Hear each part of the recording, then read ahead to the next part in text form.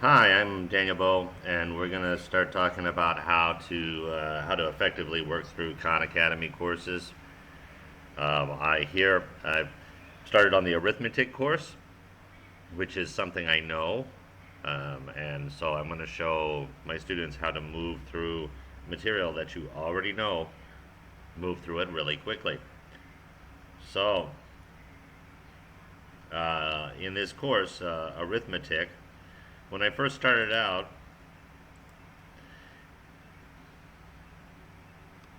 I had zero out of 17,600.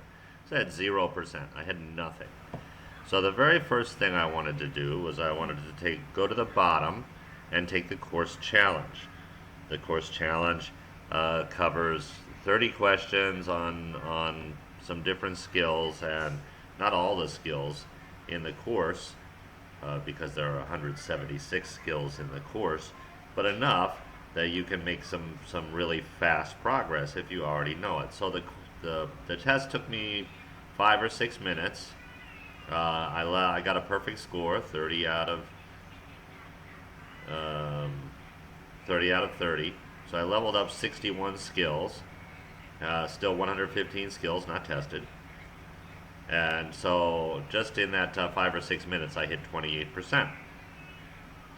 So not done. There are a lot of skills I didn't test, so I wanted to go back and take the course challenge again. And in fact, you can take the course challenge a bunch of times if there are a lot of skills. But here I'm only going to do it twice. So the second time I got 29 out of 30. I missed one. Um, it happens. And so I leveled up on 41, but I went down on 10. So after the second course challenge, I was sitting at 38. So it took me a total of about 10 minutes, maybe 15, to hit 38% on this course.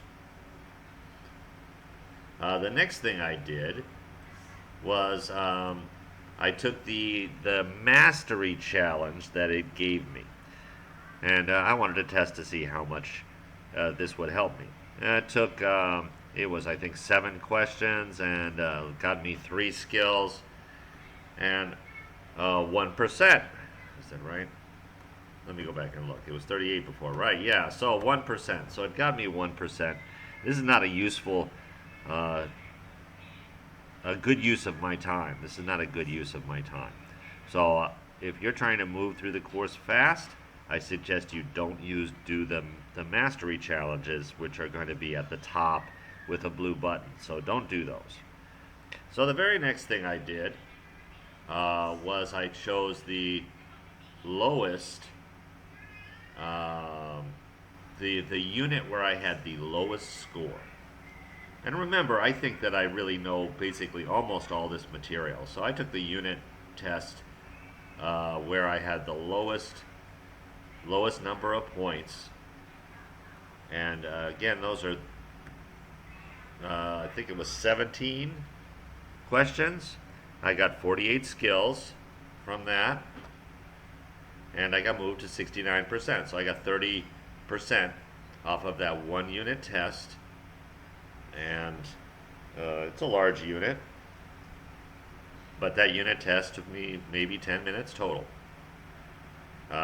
Next, I moved to my second lowest now. Now it's my lowest, but when we first started, it was my second lowest unit, but now it's my lowest unit. So what I'm going to say is, if you know the material, always look for which unit you have the lowest score in and take the unit test for those. So on that one, I got 40. I got 44 skills off of that, and I went to 83%. So obviously we're getting to the top, so things are going to take a little bit longer. But here I hit 83%, and it took me a total of maybe 40 or 45 minutes to hit this 83%. And the last thing that I did was I decided, well, let's just look at starting at Unit 1, the first unit that's listed, and see how I do. It turns out that I had a lot of points already in that unit. So when I tested it, Um, I moved up in 11 skills, um, but I had a lot of the skills already, so it really only made 1% difference for me. So my um,